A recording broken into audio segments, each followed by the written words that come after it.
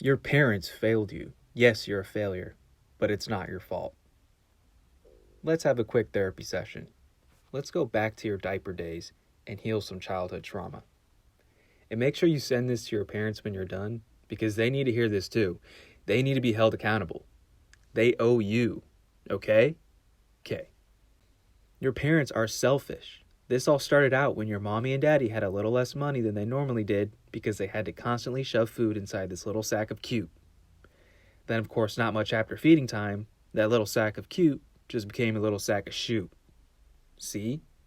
They compounded their problems from day one. And of course, Ma and Pa had to opt for the best of the best instead of using reusables.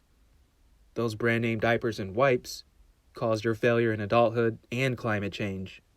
Oh my God!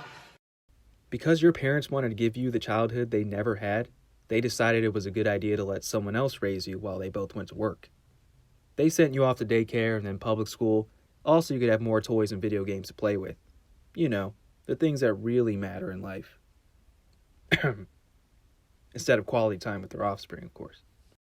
So because your parents went and became employees instead of starting their own business, they thought the best way to become successful and wealthy was to be just like those who are higher on the corporate ladder, or who had college degrees.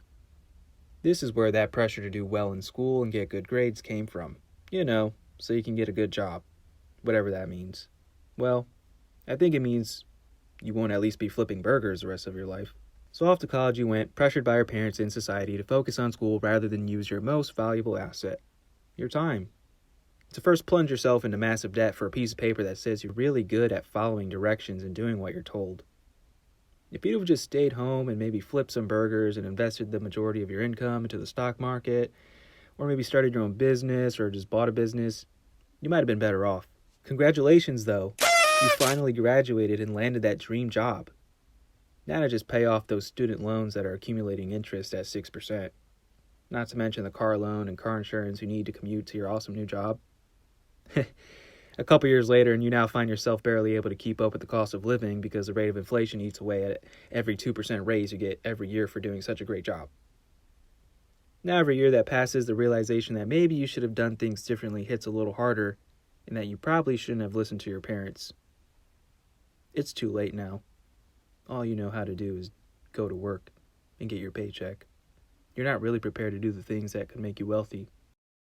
You became just like your parents.